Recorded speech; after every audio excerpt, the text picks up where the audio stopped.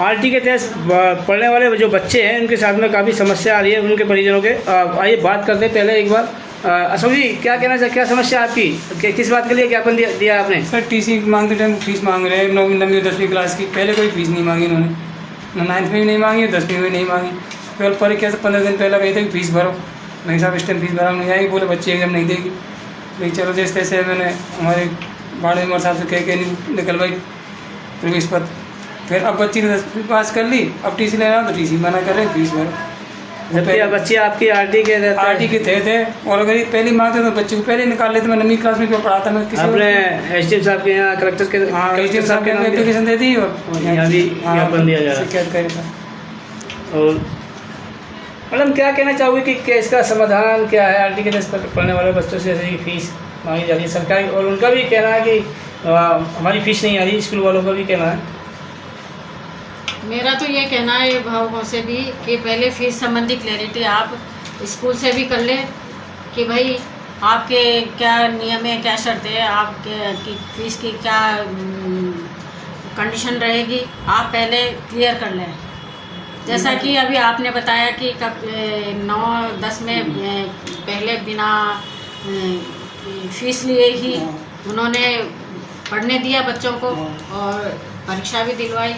अब टीसी के समय वो फीस की मांग कर रहे हैं, तो अभिभावक भी क्लियर हो लें फीस के संबंध में विद्यालय से, और विद्यालय वाले भी विद्यालय संचालकों से, विद्यालय संस्था प्रधान से भी मैं कहना चाहूँगी कि आप भी अभिभावकों को अंधेरे में रख के फीस संबंधी या जो भी आपके रूल्स हैं, कंडीशन से उनसे अभिभावकों को आप ठीक से अवगत करवा दें, उसके बाद ही बच्चों का एडमिशन लें।